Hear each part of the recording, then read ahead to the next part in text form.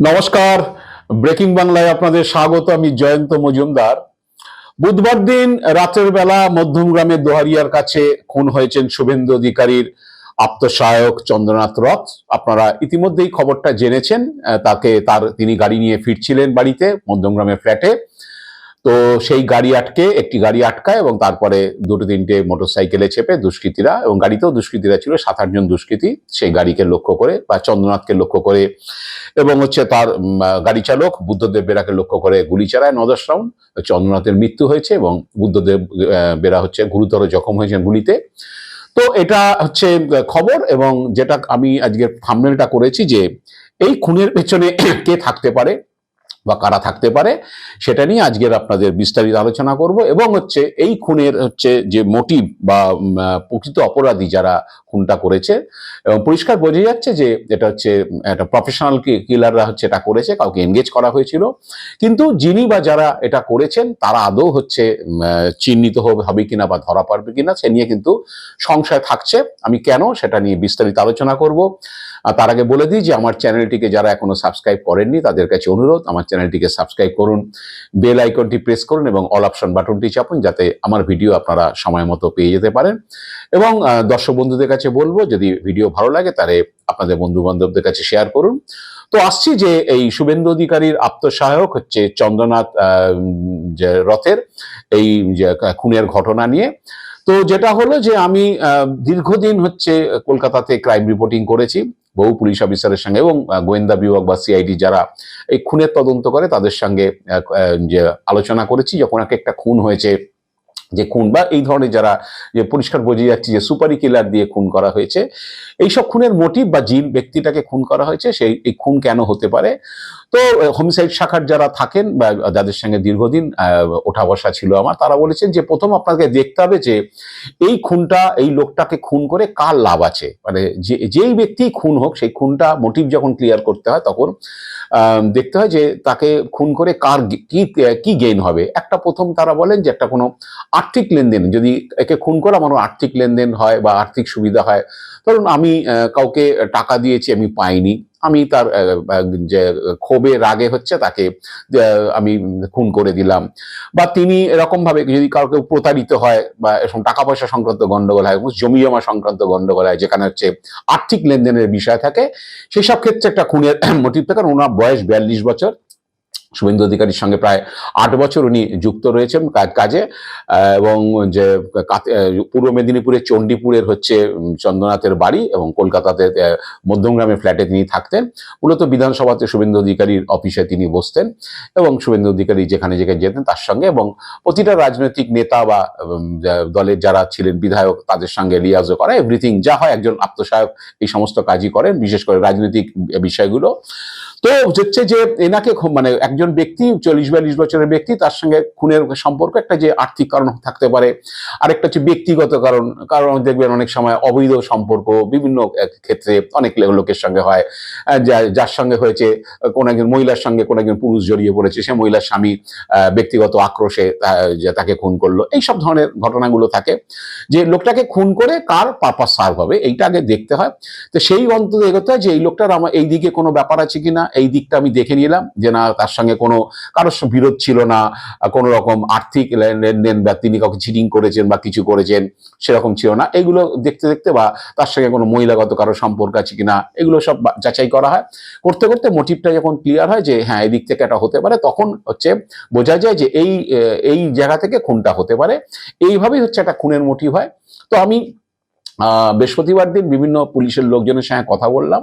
তো তারা বললো যে দেখুন, ওই মোবাইল ফোনের মধ্যেই হয়তো রহস্যটা লুকিয়ে রয়েছে। যে পুলিশ চাইলেই সেটা বার করতে পারবে, খুব আশা করা যায়। হয়তো ক্রিমিনালদের ধরতে একটু সময় লাগবে, কারণ প্রফেশনাল কিলার, এটাই বোঝা যাচ্ছে খুনের প্যাটার্ন দেখে, যেভাবে খুনটা করা হয়েছে। একটা গাড়িকে ধাওয়া করেছে, একটা গাড়ি এসে সেই গাড়িটার সামনে দাঁড়িয়েছে, তারপরে মোটর বাইক থেকে এবং গাড়ি থেকে লোকজন নেমে এসে তাকে খুন করেছে, করে গাড়িটা ফেলে দিয়ে তারা মোটর বাইকে পালিয়ে গেছে।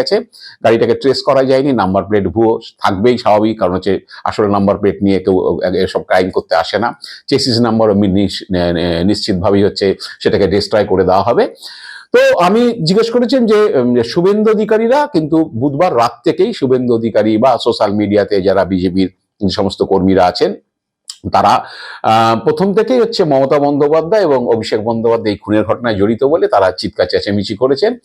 শুভেন্দু অধিকারী বা বিজেপির নেতাদেরও কারোর কারোর হচ্ছে এইরকম ধরনের তারা কথা বলেছেন যে তৃণমূল হেরে গিয়ে শুভেন্দু অধিকারী পিএকে খুন করেছেন। তা পুলিশের লোকজনই বলছিলেন যে তৃণমূল হেরে যাওয়ার পরে এখন তৃণমূলের নেতৃত্ব ভীষণ চাপে রয়েছে, চারদিকে তাদের পার্টি অফিস ভাঙা হচ্ছে, বিভিন্ন জায়গায় নেতা কর্মীদের বাড়িতে হচ্ছে হামলা টামলা হচ্ছে, তারা বিভিন্ন জায়গায় পালিয়ে বেড়াচ্ছেন। এইরকম একটা অবস্থাতে যিনি তো শনিবার দিন দুপুরবেলা মুখ্যমন্ত্রীত্বের শপথ নেবেন, তার আত্মসহায়ককে কেন খুন করতে যাবে? এটা কোনো পাগলও করবে না, এটা হচ্ছে তাদের মত যে এই রকম অবস্থাতে তৃণমূল এই ধরনের। আর তাছাড়া চন্দ্রনাথকে খুন করে তৃণমূলের কি গেইন আছে? তৃণমূল বিজেপি জিতে গেছে, বিজেপি শপথ নেবে, শুভেন্দু অধিকারী হয়তো শনিবার দিন দুপুরে শপথ নেবেন মুখ্যমন্ত্রী হিসাবে। তো এখন তার আত্মসহায়ককে তৃণমূল খুন করতে গিয়ে তৃণমূলের গেইন কি হবে? একটা লোককে খুন করে তো তার গেইন হওয়ার দরকার আছে। তো এইসব কথা তারা বলেছেন। তো আমি যেটা বুঝতে পারছি বা পুলিশ অফিসারদের সঙ্গে কথা বলে বা যারা এইসব মার্ডারের তদন্ত করেন তারা কথা বলে যেটুকু আমি জানতে পেরেছি, যেখানে আমি থাম্বনেলটা করেছি কোনো টিকিট প্রত্যাশী কিনা।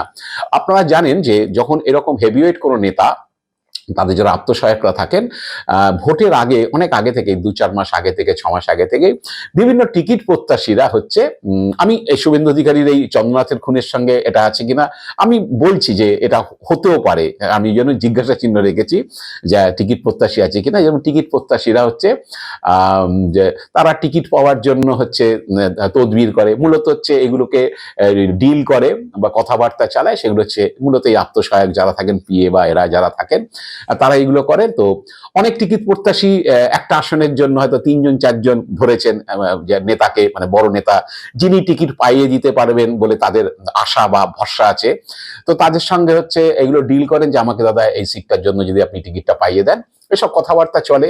তো আর আরেকটা জিনিস, এখন এটা ওপেন হয়ে গেছে, এগুলো নিয়ে এখন আর গোপন কিছু নেই। কারণ হচ্ছে এইসব টিকিট প্রত্যাশী যারা থাকেন তাদেরকে বলা হয় যে পার্টি ফান্ডে ডোনেশন করার জন্য, আমি ডোনেশনই বলছি, ডোনেশন করার জন্য এটা একটা এখন রীতি হয়ে গেছে, এখন এখন আর গোপন কিছু নেই। এই জন্য আমি বলছি না যে হ্যাঁ সবাই যে তাদেরকে যে পার্টিকে ডোনেশন করে টিকিট নিতে হবে এমন কোনো মানে নেই। অনেক যারা আছেন যাদেরকে হচ্ছে এমনি টিকিট দেওয়া হয়, আবার অনেকে আছে তাদেরকে বলা হয় যে পার্টিকে ডোনেশন করতে হবে, কারণ হচ্ছে পার্টিরও তো নির্বাচন লড়তে হবে, টাকা পয়সার প্রয়োজন আছে। তো অনেকে ডোনেশন করে, অনেকে স্বেচ্ছায় ডোনেশন করে, দাদা আমি পার্টিকে ডোনেশন করব, আমাকে টিকিটটা পাইয়ে দিন। এরকম ধরনের রীতি কিন্তু এখন চালু হয়ে গেছে বিভিন্ন পার্টিতে, আমি কোনো একটা পার্টির কথা বলছি না, হয়ে গেছে। তো এরকম হচ্ছে অনেক টিকিট প্রত্যাশী থাকে, তারা হয়তো আশা করেছিলেন যে আমি টিকিটটা পাবো, তারপরে হয়তো তিনি টিকিটটা পেলেন না যে শেষ পর্যন্ত। তারপরে তো তারা বললেন যে এটা কি হলো আমার সঙ্গে, এরকম অনেকে অনেক রাগটা পুষে রাখেন, শুনেছি এরকম ঘটনা ঘটেছে। তো সেই কারণে কেউ আবার মানে চন্দ্রনাথ যেহেতু শুভেন্দু অধিকারীর আত্মসহায়ক ছিলেন, নিশ্চিতভাবেই অনেক প্রত্যাশীর যে আবদারি তাকে সামলাতে হয়েছে বা তাদের দাবি আবদার যাই বলুন সেগুলো সামলাতে হয়েছে। তো যদি কোনো টিকিট প্রত্যাশী হয়তো ভেবেছিলেন যে আমাকে ওই জায়গায় টিকিট করিয়ে দেবেন, কিন্তু সেটা হয়তো চন্দ্রনাথ বা শুভেন্দু অধিকারী হয়তো করিয়ে দিতে পারেননি, সেরকম ক্ষেত্রেও কোনো রকম একটা আক্রোশ আসতে পারে, আমি বলছি আসতে পারে। তো সেই ক্ষেত্রে এই ঘটনাটা ঘটতে পারে হচ্ছে সম্ভাবনা বেশি, আমি এই কারণে বলছি। এবং হচ্ছে পাশাপাশি আমি যেটা বলতে চাইছি যে শুভেন্দু অধিকারী আগে কথায় কথায় খুন হলে এরকম, বিশেষ করে এই ধরনের মানে রাজনৈতিক নেতার বা কোনো হাই প্রোফাইল এরকম কেস হলে খুন হলে তিনি সিবিআই এনআইএ সব তদন্ত দাবি করেন, কিন্তু বুধবার দিন রাত থেকে তিনি রাজ্য পুলিশের উপর রাস্তা রেখেছেন। তিনি হচ্ছেন বলেছেন যে রাজ্য পুলিশ করবে, এবং পাশাপাশি শুভেন্দু অধিকারী বলেছেন যে আসলে আমি বিরোধী দলের নেতা ও আমার আত্মসহায়ক, আমি ভবানীপুরে মুখ্যমন্ত্রীকে হারিয়েছি, সেই কারণেই হয়তো চন্দ্রনাথকে খুন করা হয়েছে, এবং তার ইঙ্গিতটা পরিষ্কার হচ্ছে তৃণমূলের দিকে। তো শুভেন্দু কি বলেছেন আমি আপনাদের একটু শুনিয়ে দিই। এটা আমার ব্যক্তিগত লস। এখন আমার মনে হচ্ছে বাড়ির লোক হয়তো ভাবতেই পারেন যদি তিনি আমার সহায়ক না হতেন বা আমি ভবানীপুরে মুখ্যমন্ত্রীকে না হারাতাম, তাহলে হয়তো এই তরুণ যুবকটিকে চলে যেতে হতো না। আপনারা শুনলেন শুভেন্দু অধিকারী কথা। শুভেন্দু অধিকারী পরিষ্কার বলছেন যে আমি বিরোধী দলের নেতা, আমি যে কি বলে ও আমার আত্মসহায়ক, এবং আমি ভবানীপুরে মমতা বন্দ্যোপাধ্যায়কে হারিয়েছি, সেই জন্যই চন্দ্রনাথকে খুন হতে হয়েছে, মানে তৃণমূল লোকজন খুন করেছে, রাগে ক্ষোভে করেছে। তো আর রাজ্য পুলিশ আস্থা রেখেছে। তো আমি আপনাদের বলি যে আদৌ যেটা আমি টাইটেলে করেছি আদৌ এই খুনের কিনারা হবে কিনা বা প্রকৃত অপরাধী ধরা পড়বে কিনা। কারণ হচ্ছে যে পুলিশ কয়েকজনকে নিয়ে সে আটক করে জিজ্ঞাসাবাদ করছে, সেটা তারা স্থানীয় ক্রিমিনাল, যে তার কাছ থেকে কোনো সূত্র পাওয়া যায়, কিন্তু এখনো গ্রেপ্তারের বিষয়টা পরিষ্কার না। আর মার্ডারের কেসে দুমদামভাবে গ্রেপ্তার করা যায় না, কারণ হচ্ছে এগুলো অনেক যে এইসব কেস তো হাই প্রোফাইল কেস, এইসব কেসে হচ্ছে সঠিক লোককেই খুনের মামলায় গ্রেপ্তার করতে হয়, তাহলে খুন কি বলে কেসটা নষ্ট হয়ে যাওয়ার সম্ভাবনা থাকে। তো এরকম হবে, কিন্তু যদি সত্যি সত্যি আমি যেটা ভাবছি যে এরকম কেউ আছে কিনা টিকিট প্রত্যাশী, যিনি হয়তো প্রত্যাশা করেও পাননি, সেই রাগে হয়তো একে খুন করে দিয়েছেন চন্দ্রনাথকে, বা কাউকে লাগিয়ে খুন করিয়েছেন, এরকম কেউ আছেন কিনা। তো যদি হয় তাহলে কিন্তু প্রকৃত অপরাধী ধরা পড়া একটু শক্ত আছে, কারণ তাকে সারফেসে আনলে অনেকে সমস্যা হতে পারে। যে সেই কারণেই বলছি যে আদৌ হবে কিনা।